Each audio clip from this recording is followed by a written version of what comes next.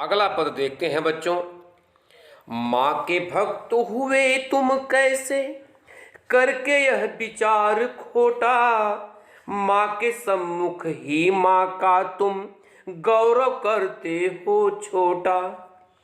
कुछ न सुना भक्तों ने झट से, मुझे घेर कर पकड़ लिया। मार मार कर मुक्के घूंसे, धम से नीचे गिरा दिया। कठिन शब्दों के अर्थ देखते हैं। खोटा मीन्स बुरा या घटिया, सम्मुख यानी सामने। आइए व्याख्या देखते हैं। कवि कहता है कि सुखिया के पिता ने भक्तों से कहा कि उसके मंदिर में आने से मंदिर अशुद्ध हो गया।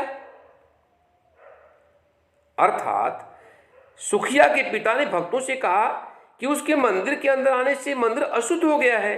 इस तरह का घटिया विचार यदि तुम सबके मन में है तो तुम माता के भक्त कैसे हो गए, कैसे हो सकते हो। यदि वे लोग उसकी अशुद्धता को माता की महिमा से भी ऊंचा मानते हैं तो वे माता के ही सामने माता को नीचा दिखा रहे हैं। लेकिन उसकी बातों का किसी पर कोई असर नहीं हुआ। लोगों ने उसे घेर लिया और उस पर घूसों और लातों की बरसात करके उसे नीचे गिरा दिया। अर्थात बच्चों, उसे लात और घूसे मार करके जमीन पर पटक दिया। अगला पद है, मेरे हाथों से प्रसाद भी बिखर गया हा सबका सब। मेरे हाथों से प्रसाद भी बिखर गया हा सबका सब। हाय अभागी बेटी, तुझ तक कैसे पहुंच सके यह अब। न्यायालय ले गए मुझे वे 7 दिवस का दंड विधान। मुझको हुआ था मुझसे देवी का महान अपमान। कठिन शब्दों के अर्थ देखते हैं। अभागी, जिसका बुरा भाग्य हो, यानी अनलकी या भाग्यहीन। न्यायालय, न्याय करने का स्थान, कोर्ट।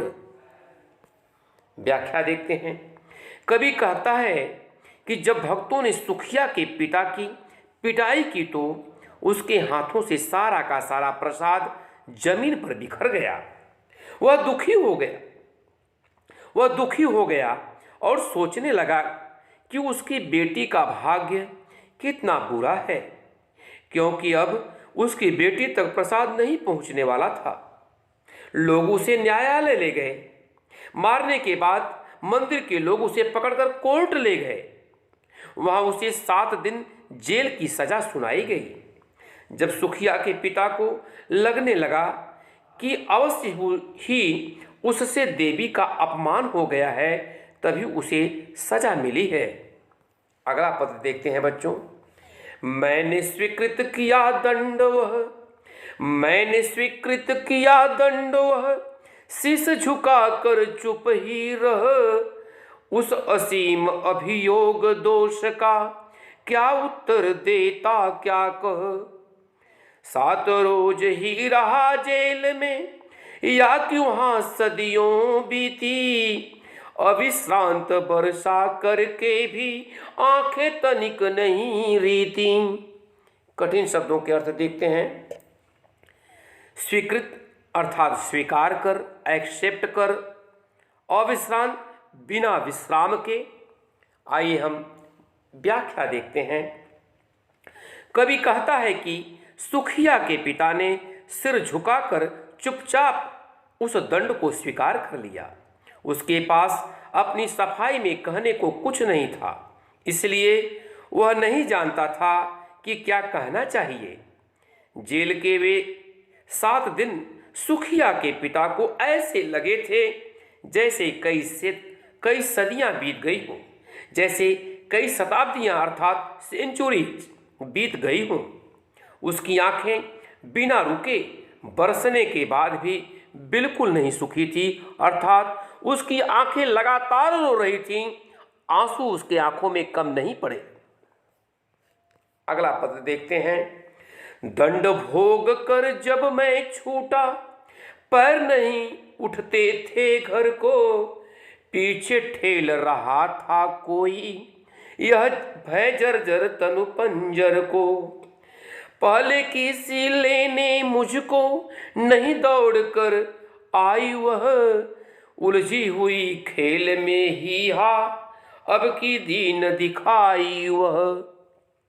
कठिन शब्द देखते हैं। ठेल यानी धकेलना, है ना, हम कहते हैं ठेलना, ठेला मीन्स धकेलना। जर्जर यानी कमजोर या थका हुआ। व्याख्या देखते हैं। कवि कहता है कि जब सुखिया का पिता जेल से छूटा तो उसके पैर उसके घर की ओर नहीं उठ रहे थे।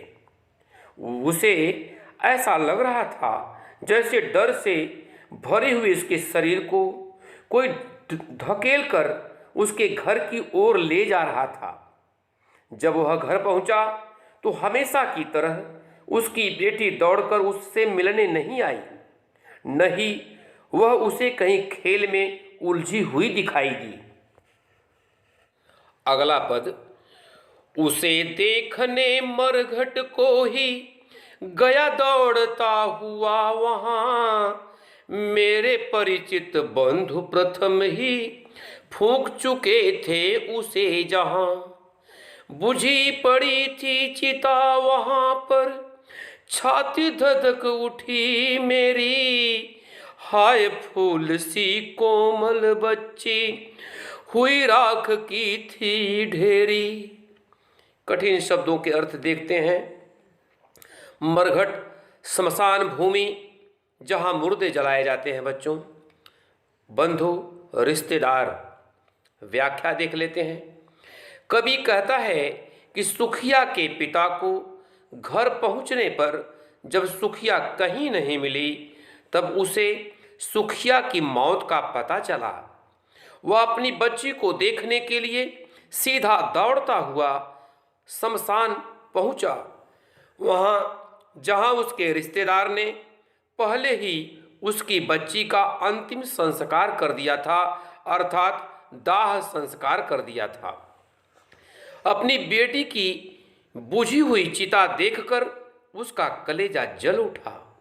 उसकी सुंदर फूल सी कोमल बच्ची अब राख के ढेर में बदल चुकी थी। अगला पद, अंतिम बार गोद में बेटी तुझको ले न सका मैं हा, एक फूल माँ का प्रसाद भी तुझको दे न सका मैं हा। कवि कहता है कि सुखिया का पिता सुखिया के लिए दुख मनाता हुआ रोने लगा। उसी श्मशान भूमि पर बेचारा पिता रोने लगा। उसे अफसोस हो रहा था कि वह अपनी बेटी को अंतिम बार गोदी में न ले सका। उसे इस बात का भी बहुत दुख हो रहा था कि उसकी बेटी ने उससे केवल माता के मंदिर का एक फूल लाने को कहा। वह अपनी बेटी को देवी का प्रसाद भी न दे सका। कितना अभागा पिता था बच्चों। वह अछूत पिता कितना अभागा था कि अपनी बेटी को एक फूल भी मंदिर से लेकर दे न सका। बहुत दुखी हुआ, उसका हृदय दुख से टूट गया। बच्चों आपने पूरी कविता में देखा कि उस जमाने में अछूत प्रथा हमारे समाज में इस बुरी तरह से फैल गई थी कि अगर कोई छोटी जाति का व्यक्ति किसी मंदिर में प्रवेश कर गया, मंदिर के अंदर चला गया, तो वहाँ के पुजारी जो बड़ी जाति के होते थे उसे बहुत मारते पीटते थे और पकड़ करके न्यायालय ले जाते थे। न्यायालय में न्यायाधीश भी उस छोटी जाति के व्यक्ति को गलत मानता था और दंड देता था, जो कि हमारे देश के लिए, हमारे समाज के लिए एक कोढ़ की तरह था। कोढ़ की तरह अर्थात बहुत ही घिनौना था, बुरा था, इंसानियत के विरुद्ध था। बच्चों इससे कभी संदेश देना चाहते हैं कि हमें कभी व्यक्ति में भेदभाव नहीं करना चाहिए। व्यक्ति किसी भी जाति का हो, धर्म का हो, है तो इंसान ही न, उसके साथ इंसानियत का व्यवहार करना चाहिए। धन्यवाद स्टूडेंट्स, थैंक्स।